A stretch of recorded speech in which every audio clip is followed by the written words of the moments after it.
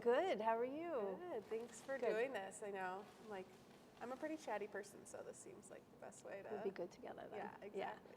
So, tell me a little bit about Rely and how it started, how you got there. I'd love to hear sort of backstory. I might be chatty here. Is that okay? Yeah, I might go of into course. something because it's such a cool story. I would love to hear it. So I in 2015, leading up to 2015, I was an environmental educator, director of environmental education, focused on biodiversity, youth, teacher, conservation, preservation, what I was really good at.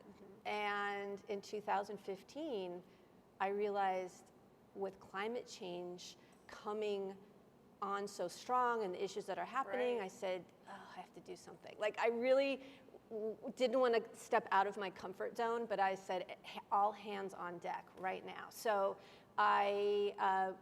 Al Gore's organization, Climate Reality Project. Oh, yeah. I was trained in 2015, and then I went to a second training in 17, and a light bulb went off in my head.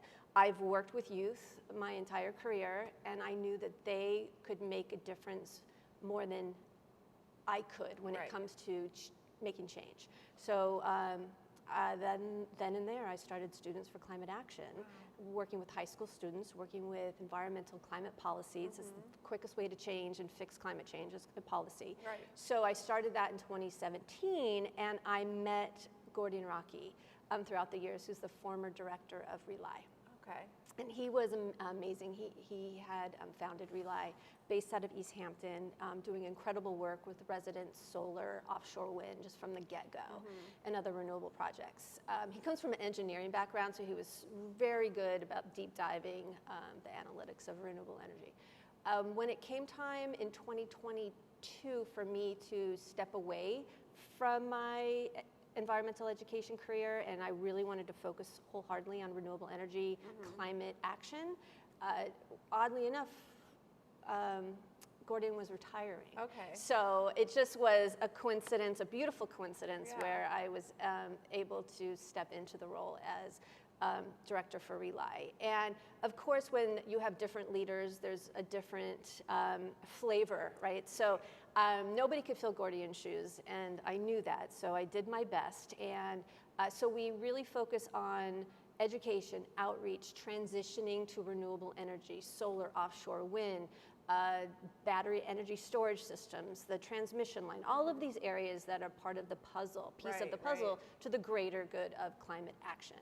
And then with my past with youth, we brought youth more into the Rely world, so we work directly with schools and teachers still, and create programming to help the younger generation not just understand, but be part of the momentum for change. No, that makes so much sense. And I mean, Long Island really is the front line of climate change. You all see it. I mean, Superstorm Sandy, I think, was the first real, oh my God, that we're living climate change. It's not this far off in the future scare tactic anymore. This is really happening. And so it makes sense that Long Island would be sort of a leader in the action portion of the climate fight. But I totally agree, the student aspect and going into schools, it resonates because some of these students might not hear about it at home, or they're not seeing it on their TVs or whatever, their Instagrams, their social media. So if they're not learning it in school curricula, then where are they going to learn about it? And if they are hearing about it from other sources, it might not be truth, it might not be facts, and then they take that on as a belief,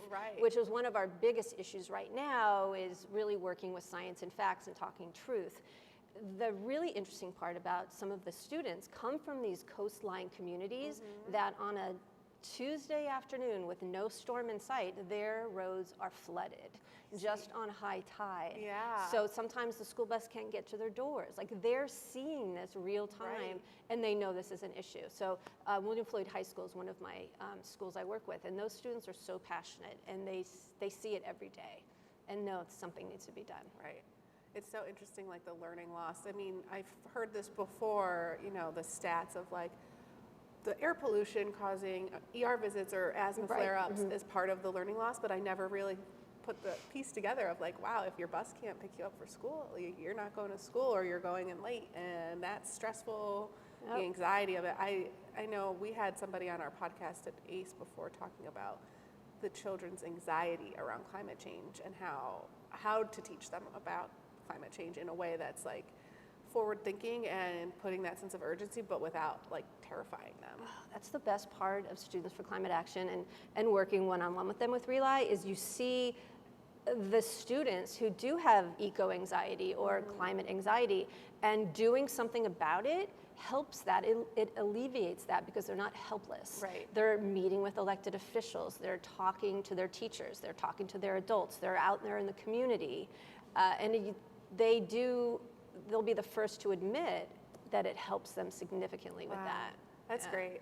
I mean, you feel it yourself. Like, it's like, oh, I completed a task. Like, I know. the whole thing, like, make your bed right away in the morning, because it makes you feel like you did something. It gets you motivated. Yeah. It does. And even us, like, we're talking about youth, but even adults, right? Like, what can we do? Like, I love the career I have and the space we're in because we're doing something about something really big.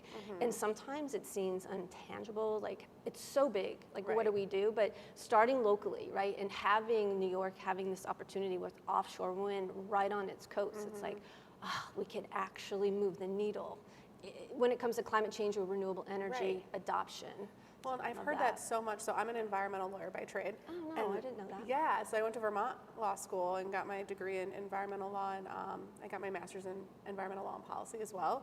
And so I had a professor who told us, he's like, this job is really depressing, and you have to keep that in mind when you go into it. Like, if you can't handle it, like, your mental health is really important, and you need to take steps to figure out how to balance it. And so I always knew I wasn't going to be like a litigator. I always wanted to work in policy. Oddly enough, I always wanted to be a lobbyist, which is kind of a weird thing. You need to meet Harrison Bench, who's my associate director. Yes. Yeah, he's just like you. He's very similar to you. He actually submitted something. I'm on the Bar Journal, and he was published, but I wasn't on that. Yep. I wasn't editing it, so I saw it. I'm like, oh, Harrison. Yep. I should talk to him about this stuff. I'll connect you. Yeah. Anyways, like, it's one of those things where I have always said, like, local politics matter so much more. Going to DC was never, I went to DC for the first time this year. Yeah. And like, I just think New York State, we're bigger than countries. Our market matters. So when we invest here and we build out infrastructure in the state of New York, it's on a global scale. Yeah. And the offshore wind market is a global market. Yes. So having us be such big players, these projects that are under construction right now, it's going to completely change the game for the state of New York and the East Coast, frankly. Like, our regional approach, having all these states working in tandem to have these projects about the same time, like in the next 2 years, I think most of things will be fully operational. That's crazy, and we're going to be so competitive.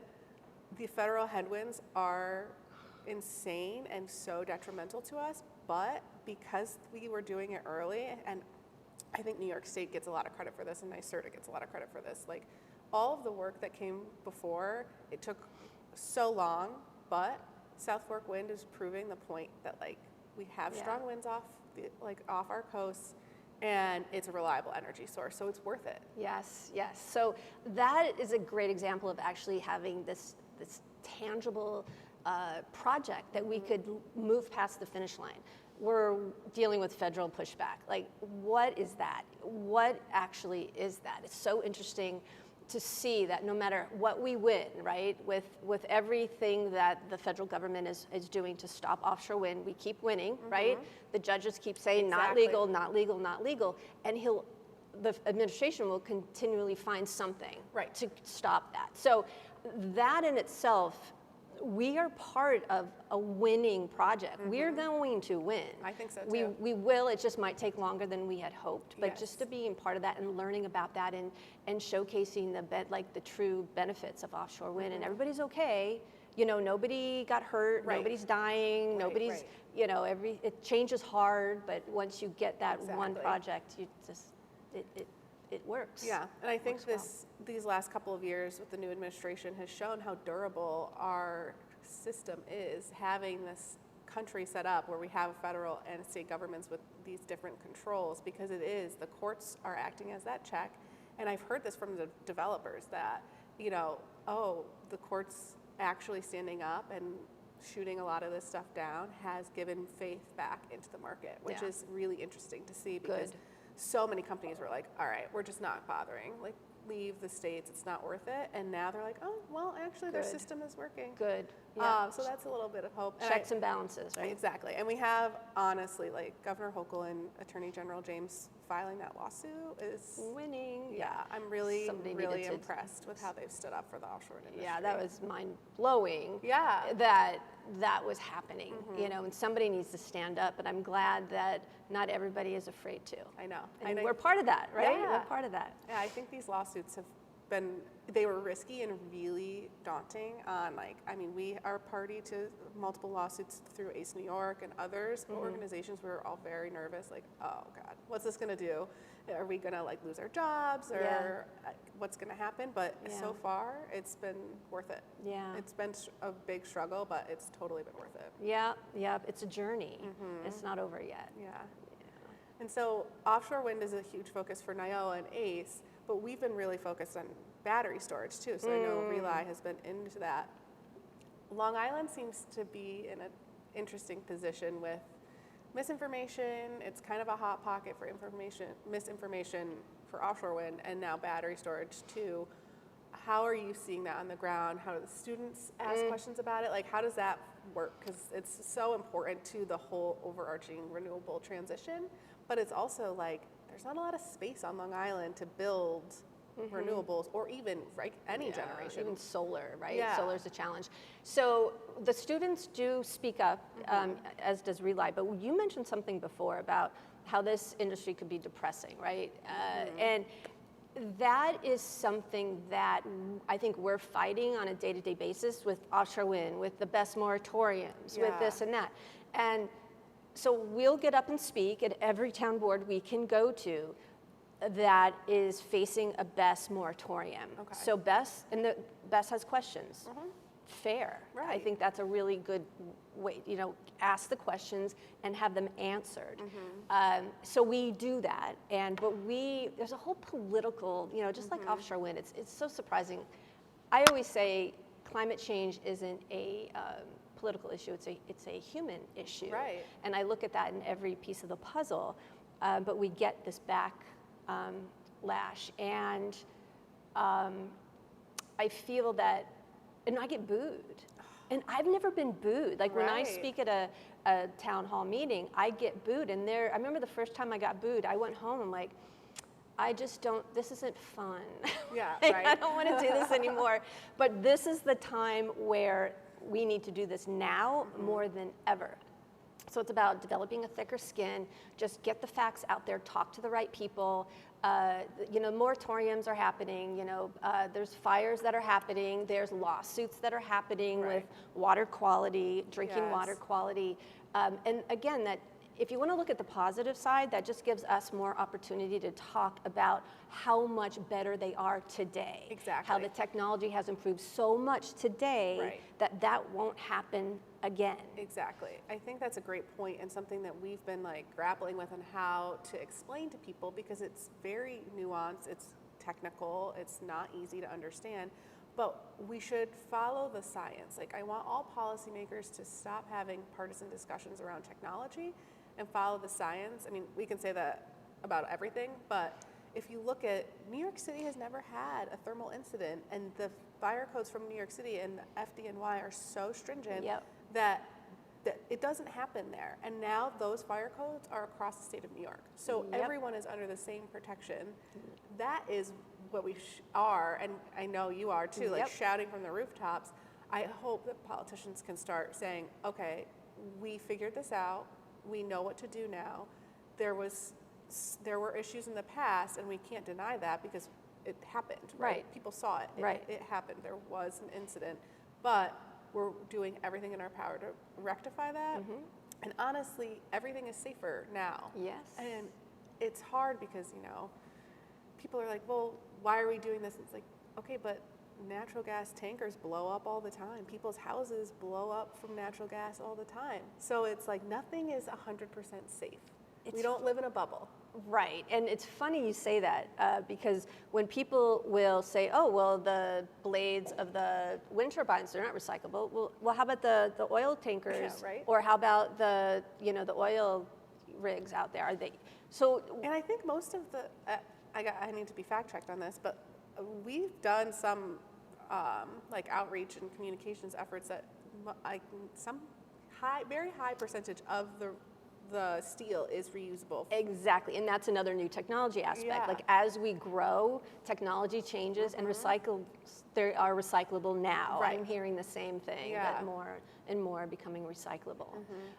Agreed, and it's really important to bring those folks together. You know, we're getting a lot of pushback from, like we were saying, political, a lot of agencies, a lot of people with a lot of power and strong voices. Right. So, you know, one really interesting challenge here is coming at them at a different way, because they'll speak louder than you. They'll be mean. They'll throw falsities at you. They'll come at you personally. You know, they'll get to that point where, you know, I'm really proud of our group, our environment here, because we don't do that. Yeah. We're very professional, we're very factual, and I think at the end of the day, that's going to benefit us because we're not hysterical, we're just based in facts and science and truth, and you know, like you said, I hope that will persevere, and the right people will end up understanding that once they get the rest out of their mind. It's like, I always think of like Michelle Obama, like when they go low, I go high. Yes. And I feel like we've done that as an industry, and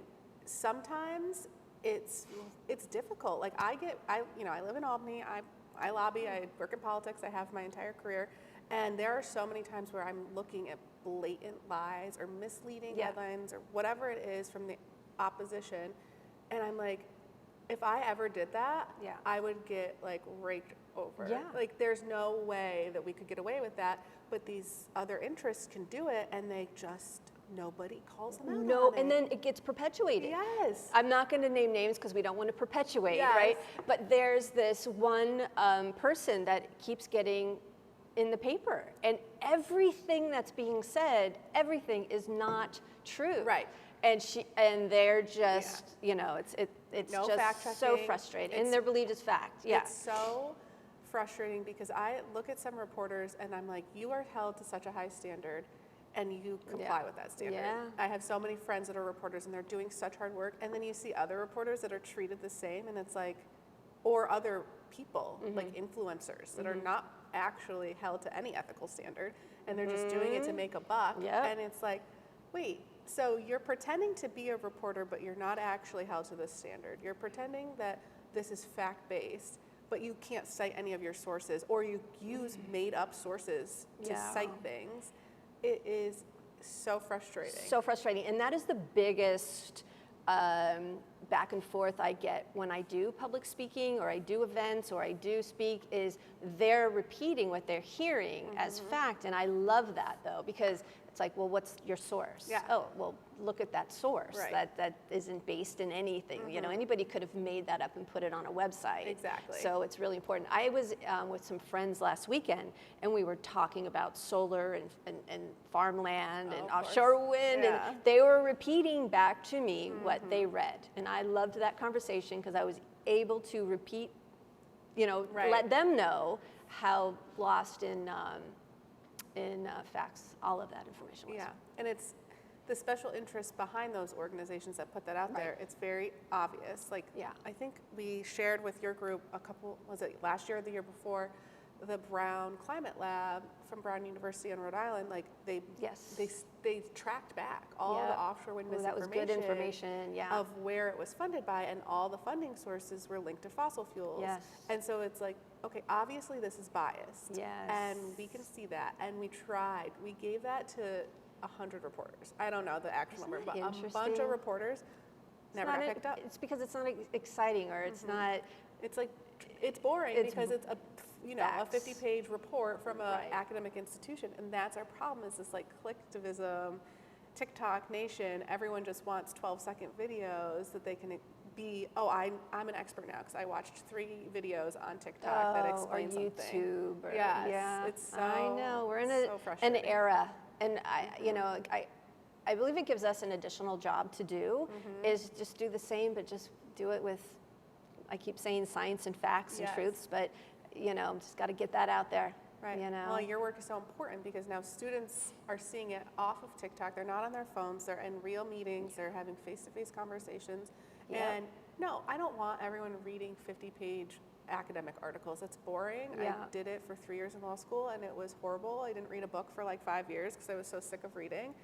But you have to at least be able to tell the difference between a primary source that is fact-based and accurate and bullshit, honestly. Yeah, yeah. That's where we're at. And I love that aspect of working with the youth, to bring that to the table for them when it comes to such important information. You know, they're looking at life differently a little, you know, oh, it's not true, this is true, I have to, you know, what's the source? They're really deep diving that, this group of students who are just so impressive that they have this advocacy at such a young age. Yeah.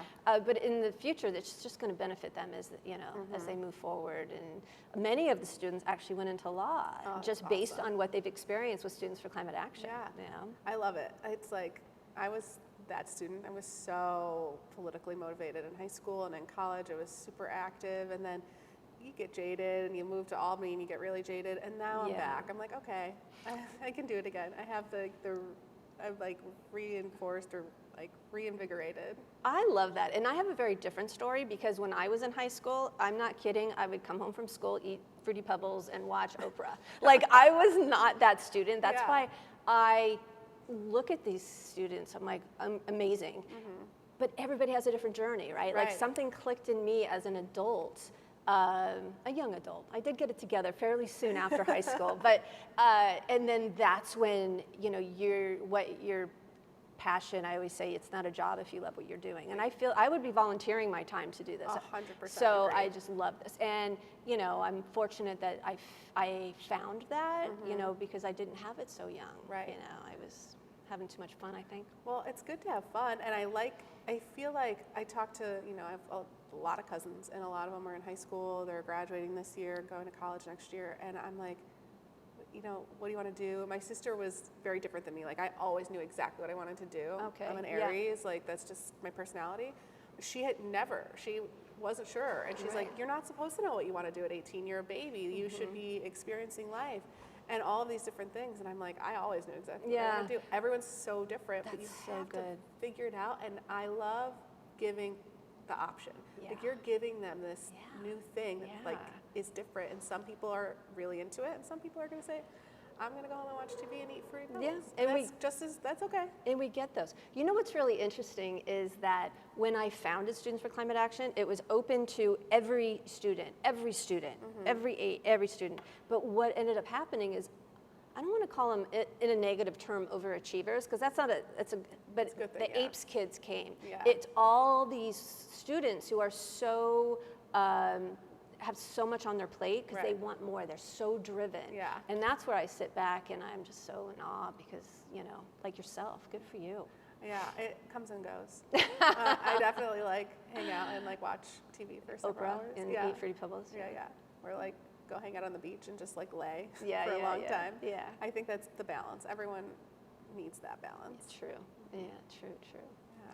So we give them that too, Rely staff and youth, where we get invited to some really cool opportunities, you know, with the governor, with partners like ACE, and, you know, and it's kind of the cherry on top to all the hard work we're doing. We were talking about it, the challenge, and it just, that is the fun part, you know, and we get to celebrate our what we've done and our achievements with the people that you've worked with. So I'm excited this summer. We're finally, it's been really tough. Like, so I started my job almost exactly 2 years ago, and we were in like the best spot for the offshore wind industry. It was difficult, to say the least, to develop, but we had a friendly federal administration, like very friendly. Right. And then I literally had my baby on election night, and the next day my husband's like, do you want to know what happened last night? And I was like, I don't, no, I'll find out later. And it was, from that moment on, really hard.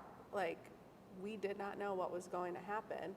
We're working through it, as we discussed earlier. Like, the courts have been on our side. The law is black and white, and it's working, and that's good. But it's like, where it's just been hard, like challenging. And now it's summer, and we're like, we're doing Summer of Shovels at ACE. We're going to go to all the projects. as of this summer, it's the most new energy generation coming online in New York's history. It's all renewable, and it will power 5 million homes. That's crazy. It's like, that's crazy. And that's great information. Yeah. Like you hear about, the halts and the lawsuits, but renewable energy generation is still the train's left the station. Yeah, like it's happening. We're doing it. I love that. And that's what we want to. It's like South Fork Wind. We want to highlight what's happening, the good stuff. That's important. So share with us any of those nuggets and we'll get it out there. And we'll do tours. Yeah, that sounds great. I wanted to, they're mostly upstate, but if we can do something closer to Long Island, We'll be there. we'll do it. Awesome. We'll be there. Good. Good? Well, thank you.